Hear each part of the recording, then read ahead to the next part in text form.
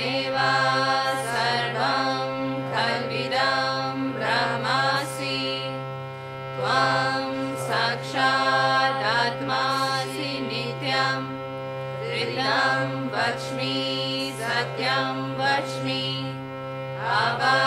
त्वं माम् वक्तारम्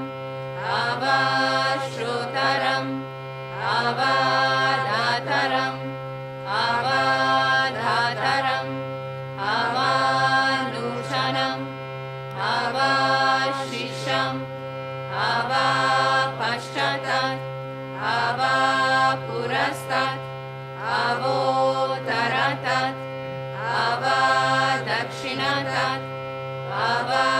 चोद्वातात् धरातात् सर्वतो मां पाहि पाहि समन्तात् त्वं वाङ्मयस्त्वं चिन्मयः त्वम् आनन्दमयस्त्वं ब्रह्ममयः त्वं सच्चिदानन्दद्वितीयोऽसि त्वं प्रत्यक्षं ब्रह्मासि त्वं ज्ञानमयो विज्ञानमयोऽसि सर्वं जगदिदं त्वतो जायते सर्वं जगदिदं त्वतस्तिष्ठति सर्वं जगदिदं त्वयि लयमेष्यति सर्वं जगदिदं त्वयि प्रत्येति त्वं भूमिरपो अनलो अनिलो नभः त्वं चत्वारि वाक्पदानि त्वं गुणत्रयातीतः त्वं देहत्रयातीतः त्वं कालत्रयातीतः त्वं मूलाधारस्थितोऽसि नित्यं त्वं शक्तित्रयात्मकः त्वं योगिनो ध्यायन्ति नित्यं त्वं ब्रह्मा स्वं विष्णु स्वं रुद्रा स्वं इन्द्रा स्वं अग्नि स्वं वायु स्वं सूर्य स्वं चन्द्रमा स्वं ब्रह्मा भूर्भुवः स्वरों गणादीं पूर्वमुच्चार्य वर्णादीं तदनन्तरम्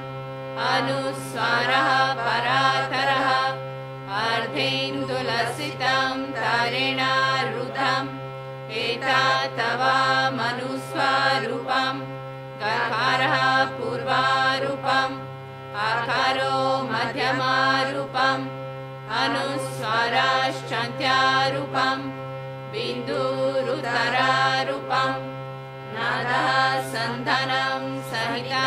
सन्धिः सैषा गणेश विद्या गणका ऋषिः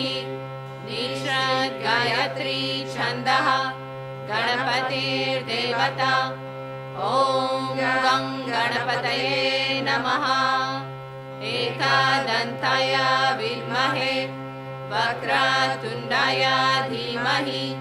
तन्नो दन्ती प्रचोदयात्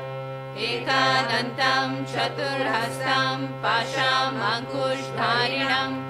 रदं च वरदं हस्तैर्बिभ्रणं मूषध्वजं रक्तं लम्बोदरं शूर्पकर्णकं रक्तवाससं रक्तगन्धनुलिप्ताङ्गं रक्तपुष्पैः सुपूजितं भक्तानुकम्पिनं देवं जगत्कारणम् अच्युतम् आविर्भूतं च सृष्टयादो प्रकृते पुरुषात् परम् एवं ध्यायति यो नित्यं सः योगी योगिनां वरः नमो व्रातपतये नमो गणपतये नमः प्रमथपतये नमस्ते अस्तु लम्बोदराय एकदन्ताय विघ्ननाशिने शिवसुताय श्रीवरदामूर्तये नमो नमः।